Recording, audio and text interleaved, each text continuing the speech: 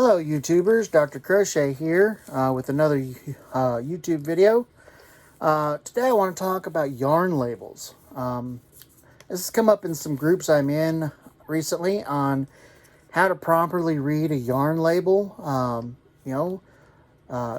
When you're very new and you've never done it before, it may be a little difficult to figure out what does everything mean on this yarn label.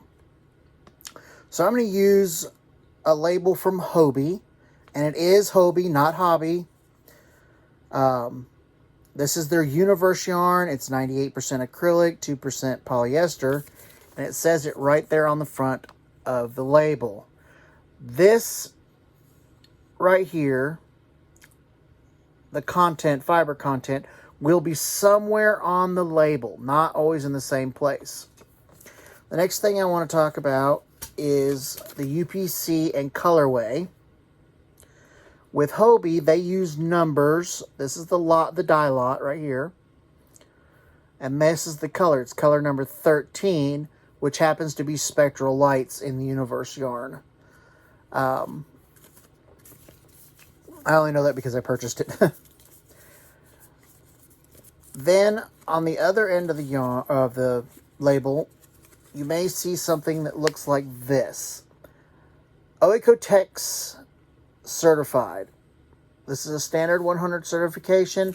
It means the yarn has been checked for any chemicals that could be harmful to humans or animals, and it has passed that certification that it is not. Then let's get into the meat of the label, and that is everything left in between. We'll start right here. This is your size. It's 100 grams, 3.5 ounces, 462 meters or 505 yards. This is the knitting gauge for knitting needles. It gives you your recommended knitting needle, which is a 3 to 3.5 millimeter. Your knitting needle and your crochet hook size are going to be almost identical because they are measured identically. So your recommended needle and your recommended hook should coincide pretty closely. Then you're going to see in US terms, it's a 3.4. In UK, it's an 11.10. Here's your crochet hook. It's a 3.5 millimeter. US, that's a E-hook or number 4. Then here's the gauge. For a 10 by 10 centimeter swatch or a 4 by 4 inch square, it's going to be 28 single crochet stitches by 38 rows. So that's 28 stitches in, 30 rows high. Then we come down to these markers here. This one says it's a 1. That's the yarn weight, a super fine.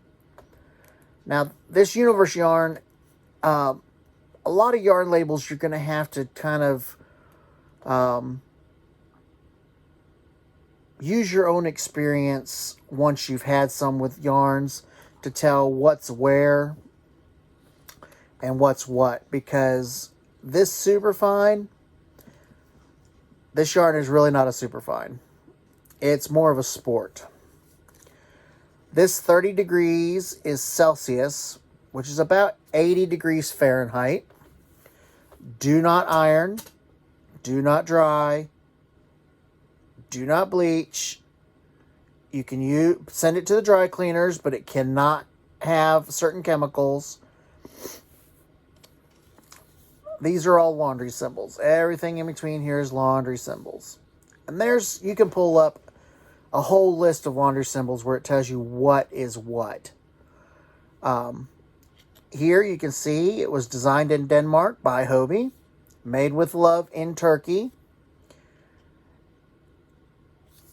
And let's see, it says, and buy this yarn at www.hobie.com.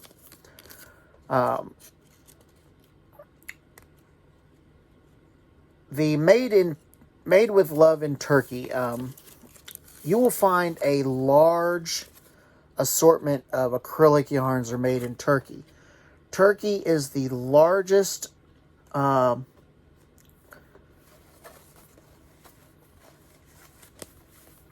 It's where the largest manufacturer of acrylic yarns is at.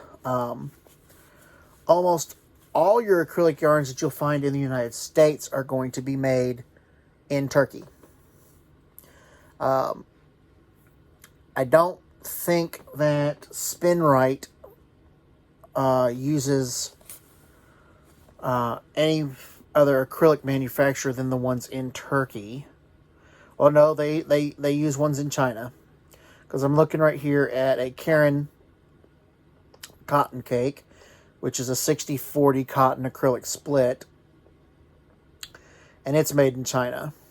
So Spinrite does use other places besides Turkey. But you're going to find a lot of acrylics are made in Turkey. You'll find a lot of your cottons are Egypt, the U.S., Turkey, India, and China. That's where a lot of your cottons come from. And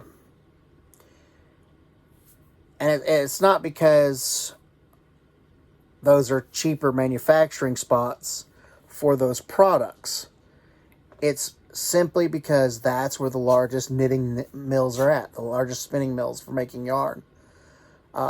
So the yarn gets imported, and it gets imported under another name, like Karen or Yarnspirations or Red Heart or Bernat or Peyton or Croy, Kramer.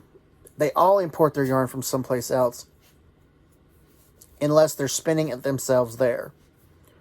Some of your small independent shops may make their own, and then they may hand dye it, and then that would be a made wherever that particular yarn shop is at product.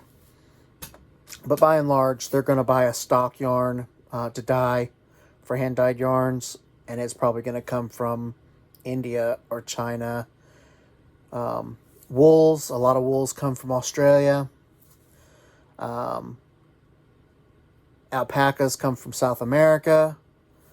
Some from Central America. But a lot of alpaca yarns will come from Peru. They have a large alpaca population there. That pretty much wraps up yarn labels. They're pretty easy to decipher once you know what you're looking at. But for all the newbies out there who I've seen post lately online saying, how do I know what hook to use? How do I know what hook to use? Your yarn label tells you right there on the label the suggested hook size. Keep in mind that is a suggested hook size. It's not a law. It's not a requirement. If you're freehanding, that's just a suggestion. If you're following a pattern, follow what the pattern tells you to do. If the pattern says it needs a 5 millimeter, but the yarn label says 3.5 millimeter, use the 5, because that's what you're going to need to use in order to get the gauge for that pattern. That's what that designer has used as their gauge hook. Now, that's not to say that once you get into the pattern and you start working on the gauge for that pattern, that you'll find that a 5 millimeter is what you need to obtain that gauge. Because you may crochet tighter or looser than the designer did, and you may need to go up or down a hook size. If you crochet tighter than the designer did, then you're going to need to go up a hook size so that your stitches are larger. If you are a looser crocheter than the designer, you're going to need to go down a hook size so that your stitches are tighter. So that you can obtain the gauge for that pattern. That's why gauges are so important. They're not there to be ignored. They're there for that particular reason so that you can reproduce the pattern that the designer has made exactly as the designer has made it. That's why the gauge on a pattern is so important, especially if you're making a wearable. If you're making a wearable, gauge is of utmost importance. If you're just making hats, which is a wearable, but they're more of a looser. Scarves, really not all that important because scarves are usually a one size fits most. But anytime any kind of fitted wearable sweaters, blouses, skirts, dresses, pants, shorts, socks, slippers, those all you're going to need to maintain that gauge in order to obtain the size that that pattern recommends.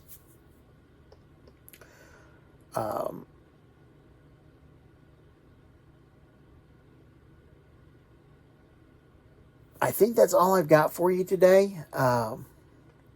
Like I said, this was mostly about reading yarn labels for those just starting out. Threw a little gauge in there for those who are just starting out so they understand gauge. Remember, stay happy, stay hooking, and we'll see you next time. This is Dr. Crochet signing off.